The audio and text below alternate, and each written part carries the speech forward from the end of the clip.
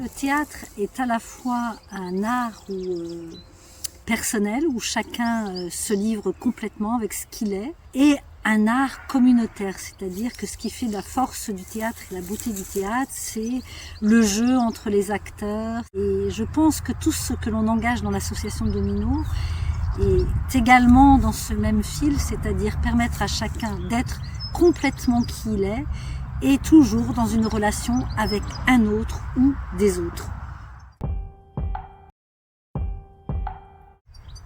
Je dirais qu'il y a aussi la mise en valeur de chacun parce que nous nous adressons à des personnes qu'on ne regarde pas toujours, qu'on ne considère pas toujours et qu'elles aient l'occasion à un moment donné d'être sur scène et d'être reconnues pour qui elles sont, d'être regardées par un large public. Je crois que ça contribue à la transformation de leur existence.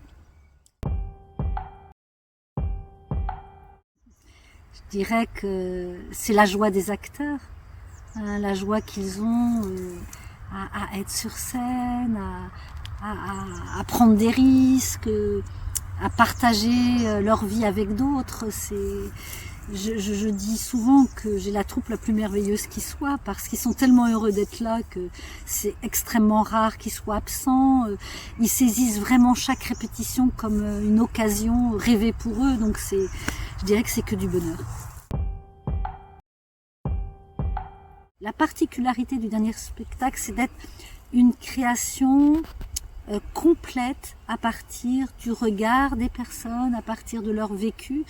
On a passé 2 ans à dessiner, à écrire et tous les textes que l'on a mis en scène dans le spectacle sont des textes que les personnes ont écrits ou nous les avons écrits pour eux.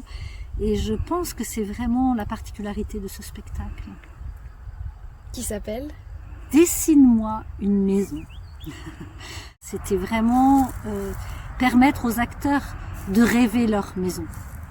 On leur laisse peu l'espace de rêver leur vie.